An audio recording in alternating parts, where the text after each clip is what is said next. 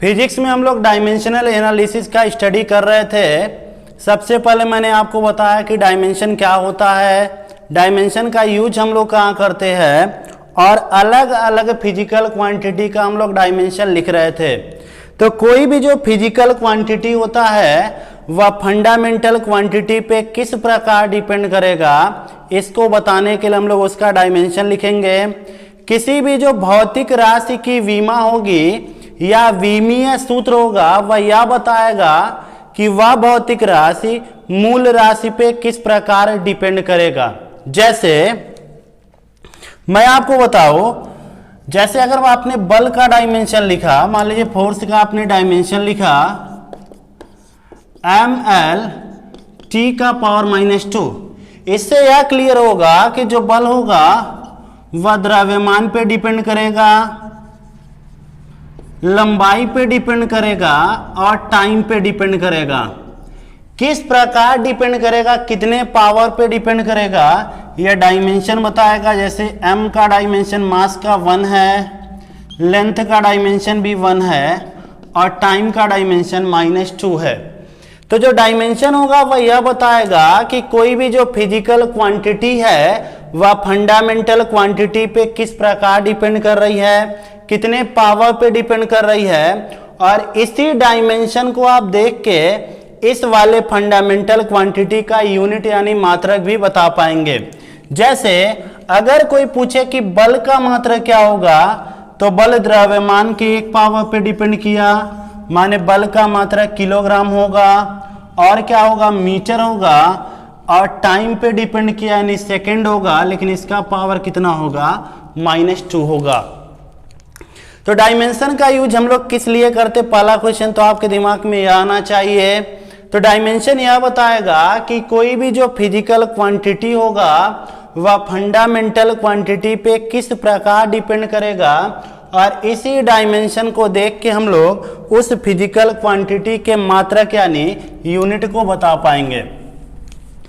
तो हम लोग कुछ फिजिकल क्वांटिटी का यूनिट लिख रहे थे, डायमेंशन लिख रहे थे और डायमेंशनल फार्मूला लिख रहे थे। आज भी हम लोग का वही काम होगा, लेकिन आज के लेक्चर में हम लोग जितने भी फिजिक्स में इंपॉर्टेंट कांस्टेंट होंगे, फिजिक्स में जितने इंपॉर्टेंट नियतांक होंगे, उनके हम लोग डायमेंशन को लिखेंगे। तो आप एक टेबल बना लेंगे,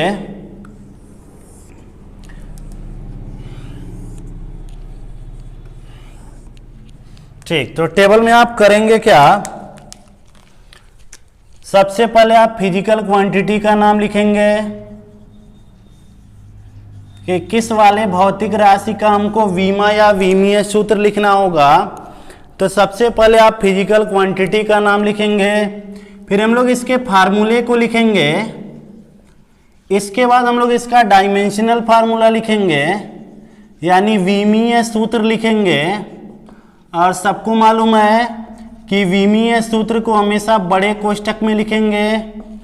सबसे पहले आप भौतिक राशि का नाम लिखिएगा, जिस वाले भौतिक राशि का आपको विमा लिखना होगा या विमीय सूत्र, फिर इसका हम लोग सूत्र लिखेंगे, फिर विमीय सूत्र लिखेंगे, फिर इसका हम लोग मान लिखा जाएगा, जो कांस्टेंट होगा उसका मान कितना होगा, और लास्ट में हम लोग इसका विमा लिखा जाएगा, डायमेंशन लिखा जाएगा, विमा लिखा जाएगा।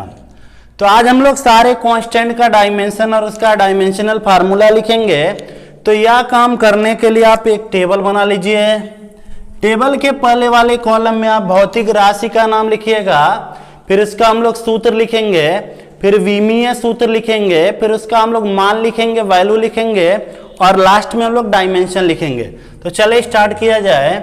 सबसे पहला जो हम लोग डायमेंशन लिखेंगे वह उष्मीय चालकता गुणांक का होगा, यानी कोफिशिएंट ऑफ थर्मल कंडक्टिविटी। इसको हिंदी में कहेंगे उष्मीय चालकता गुणांक। सबसे पहले हम लोग उष्मीय चालकता गुणांक का डायमेंशन लिखा जाए। तो किसी का भी डायमेंशन आप तभी लिख पाओगे अगर उसका सूत्र मालूम हो। बिना फार्मूले का आप किसी भी क्वांटिटी का डायमेंशन नहीं लिख पाओगे। तो उष्मीय चालकता गुणांक का फार्मूला क्या होगा, सबसे पहले तो यह जानो कि इसको के से लिखते हैं, ऊष्मीय चालकता गुणांक को के से लिखेंगे। क्या इसका फार्मूला होगा, बड़ा इंपॉर्टेंट होता है ऊष्मीय चालकता गुणांक का विमा। ऊष्मीय चालकता गुणांक के लिए फार्मूला आप यूज करेंगे Q इक्वल के ए θ1 minus θ2 into T upon D होता है, या ऊष्मा का सूत्र होता है Q इक्वल के θ1 minus θ2 into T upon D होगा। यहां से K इक्वल होगा Q इंटू डी, तो ऊष्मीय चालकता गुणांक का सूत्र होगा K equal Q into D upon A θ1 minus θ2 into T होगा। अब हम लोग ऊष्मीय चालकता गुणांक का विमा लिखा जाए। Q माने ऊष्मा, ऊष्मा एक प्रकार का ऊर्जा होता है और ऊर्जा का विमीय सूत्र होगा ml power 2 t power minus 2। Q यानी ऊष्मा होगा, ऊष्मा एक प्रकार का ऊर्जा है और ऊर्जा का डायमेंशन होता ml power 2 t power minus 2। d माने दूरी, दूरी माने लंबाई, लंबाई का डायमेंशन l होगा। a माने क्षेत्रफल, क्षेत्रफल का l स्क्वायर होगा।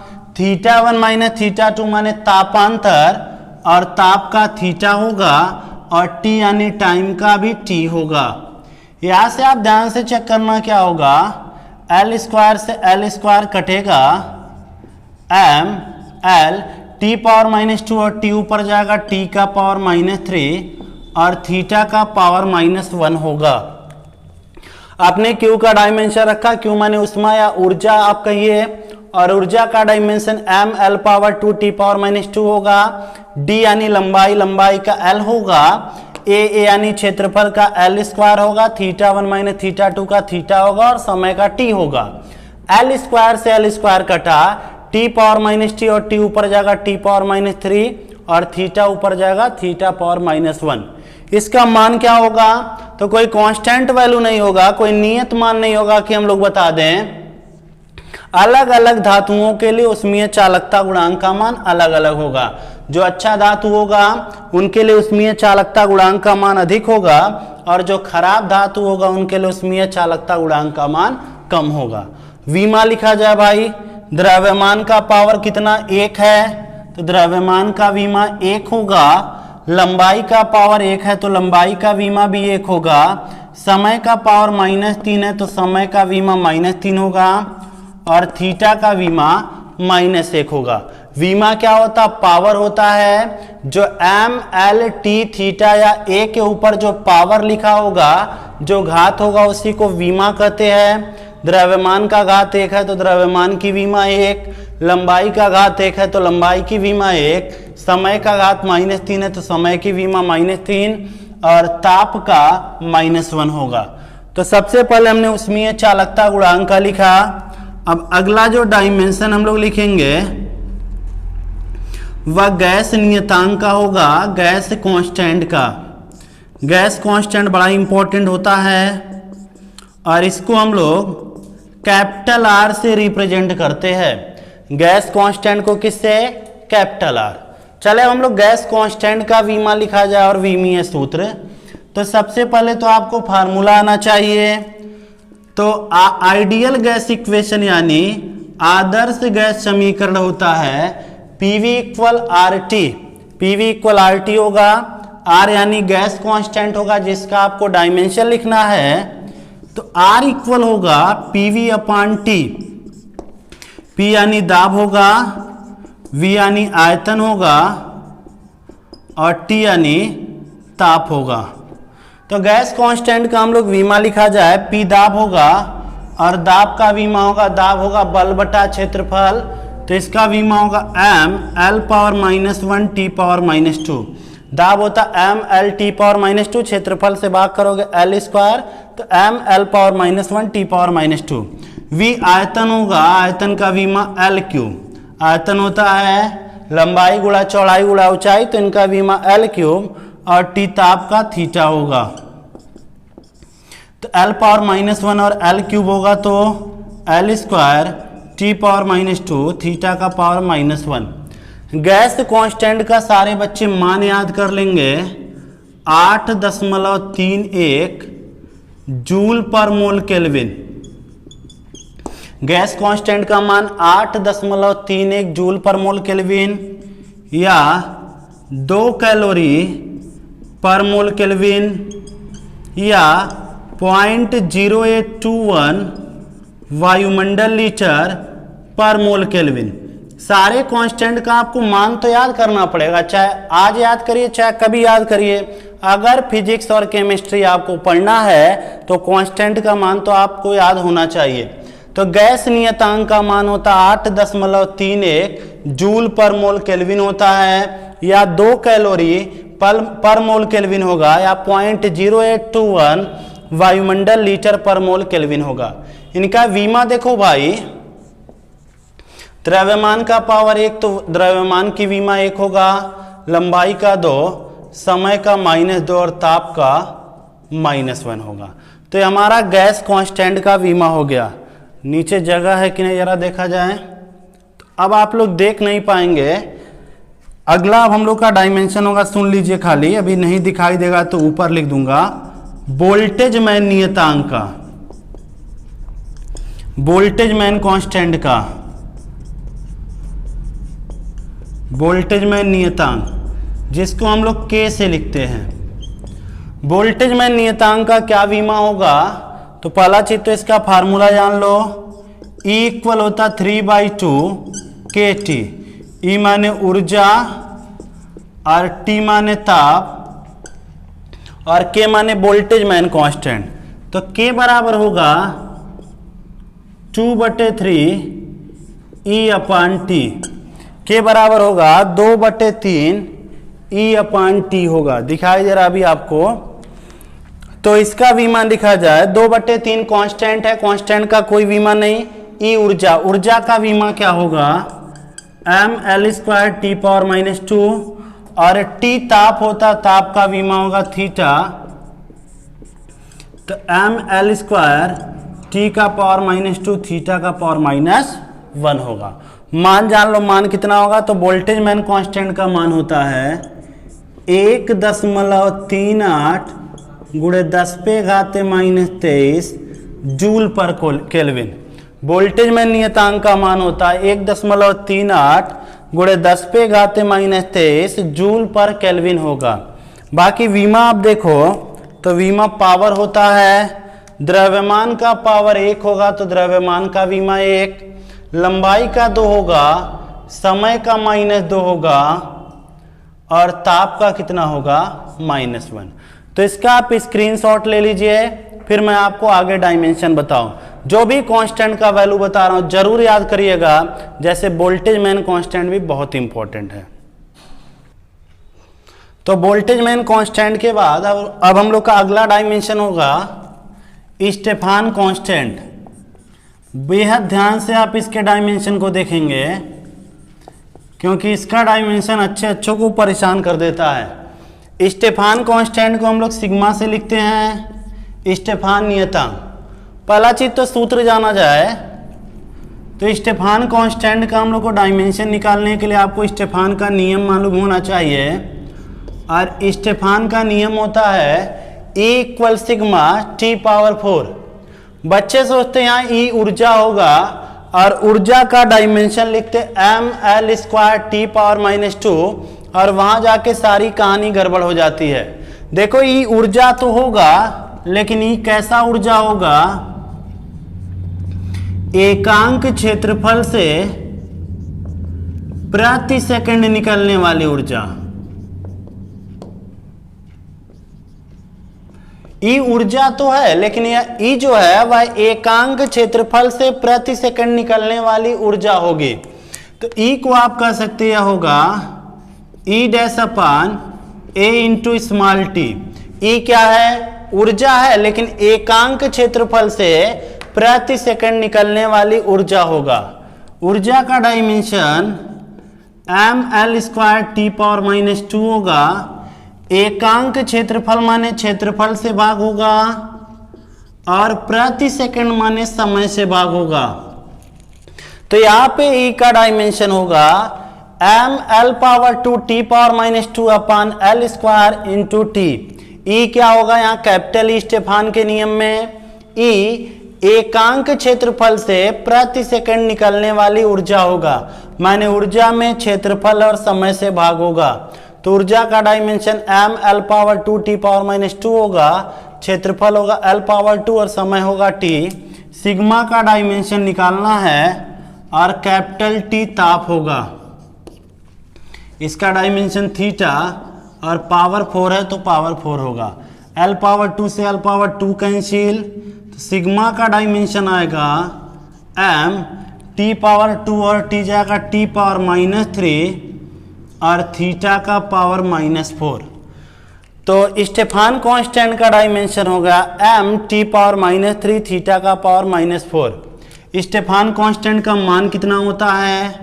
तो 5.67 गुणे 10⁻⁻8 joule per metre square second kelvin का पावर 4।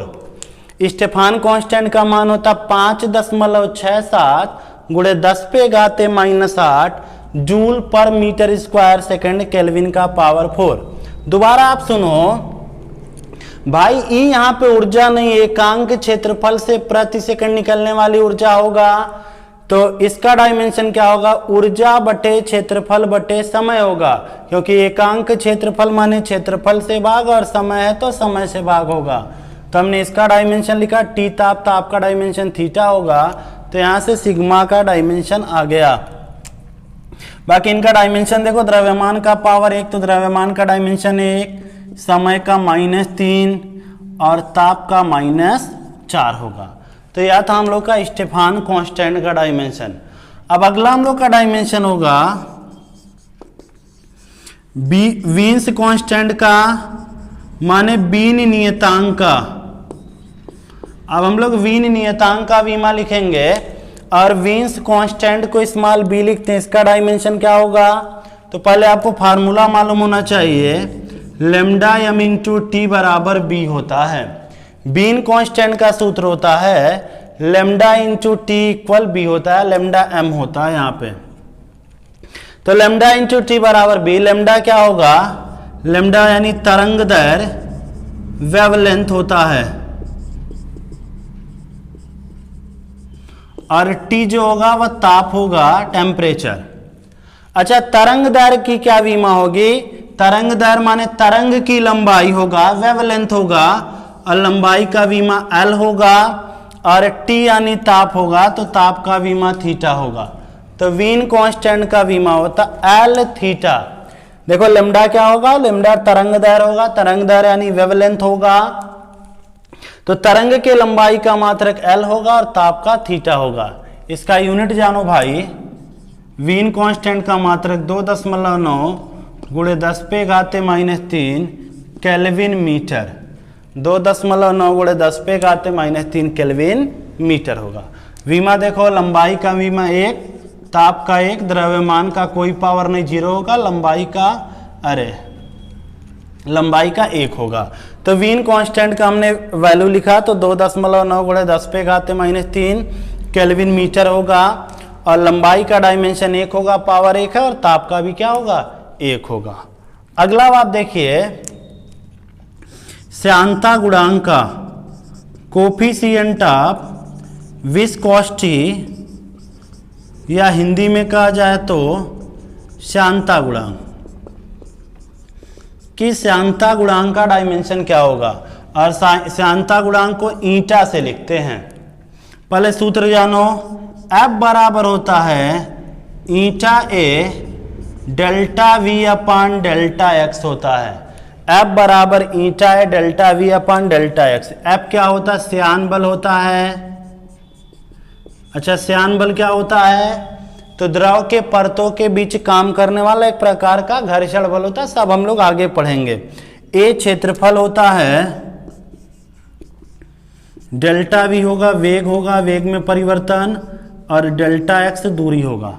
चलो भाई, डायमेंशन इसका लिखा जाए, बल का डायमेंशन m l t का पावर -2, क्षेत्रफल का डायमेंशन l स्क्वायर, वेग में परिवर्तन का एल टी पे पावर -1, और डेल्टा एक्स माने दूरी का l होगा। F श्यान बल है, बल का डायमेंशन m l t का पावर -2, ईटा यानी श्यानता गुणांक का डायमेंशन निकालना है, a क्षेत्रफल का l स्क्वायर और डेल्टा v माने वेग में परिवर्तन का l t का पावर -1 होगा और डेल्टा x का l होगा। l से l कैंसिल, तो ईटा का डायमेंशन आ जाएगा, एक l से और l cancel, m l power -1 t power -2 और t पावर -1 जाएगा तो t पावर -1 बचेगा, तो m l power -1 t power -1, इसका वैल्यू भी कोई फिक्स नहीं होगा। अच्छा, द्रव्यमान का विमा 1 होगा, लंबाई का -1 होगा और टाइम का -1 होगा।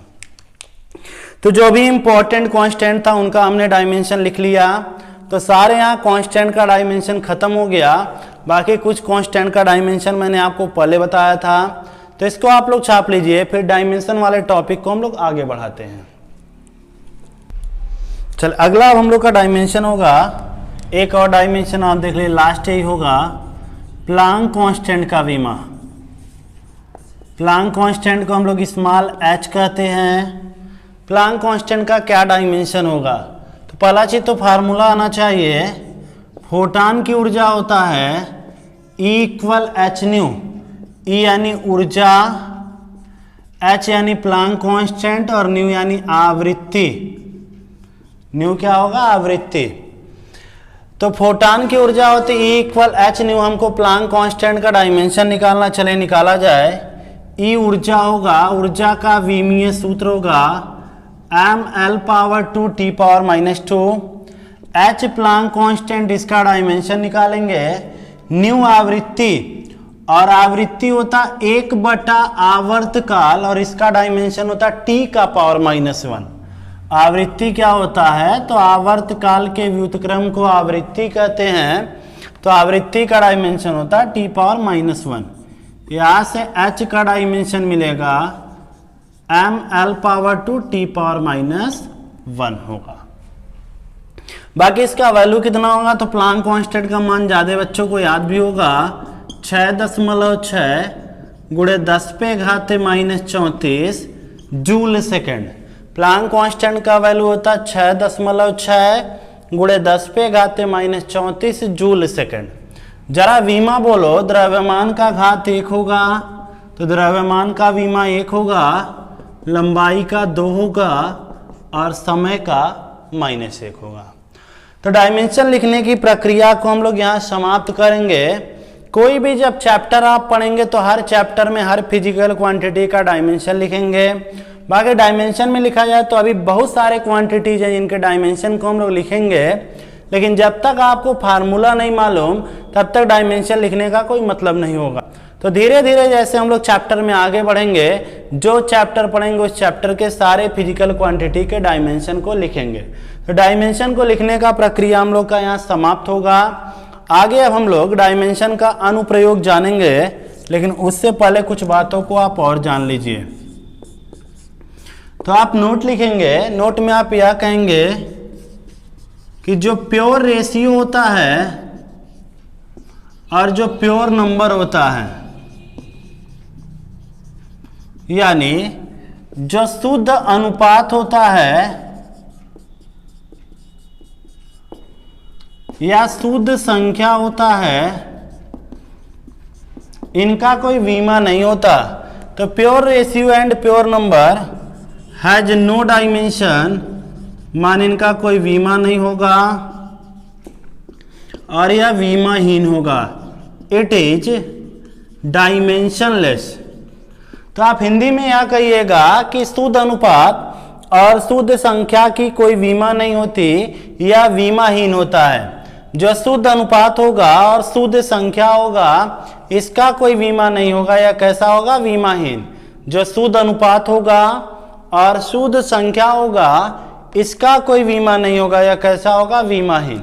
एग्जाम्पल के जरिए समझिए,